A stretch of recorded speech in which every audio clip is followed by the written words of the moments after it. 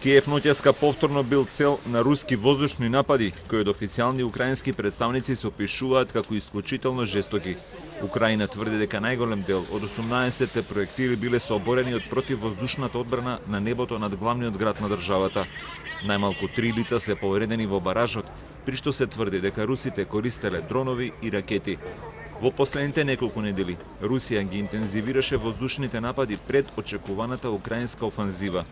Само за еден месец ова беше 8-миот руски ракетен напад во главниот град на државата. Невообичаено голем број гласни експлозии се слушнале во центарот на Киев, а властите преку онлайн пораки ги информирале граѓаните дека била активирана противвоздушната одбрана. Според украинците, Русија го нападнала Киев од север, југ и исток. Градоначалникот на Киев Витали Кличко тврди дека остатоци од уништените проектили паднале во населбите во центарот на градот, вклучувајќи ја и зоолошката градина. Најтешко погодена била населбата Соломјански, каде е сместен и меѓународниот аеродром.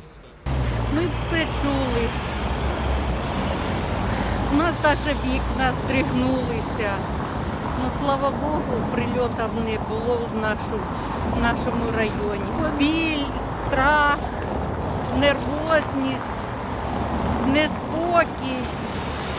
Боже, ждемо перемоги. І коли це закінчиться?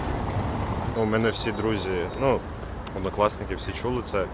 І вони дуже переживали. Біля дому мого однокласника впала ця одна з ракет. І, я думаю, що це дуже погано.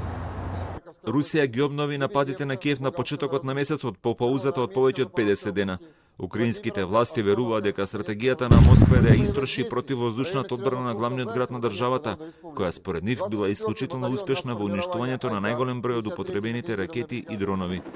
Последните денови украинскиот претседател Володимир Зеленски беше на дипломатска офанзива во Европа, при што доби ветувања за воена опрема во износ од повеќе милиарди долари од западните сојузници, пред се од Велика Британија, Франција и Германија.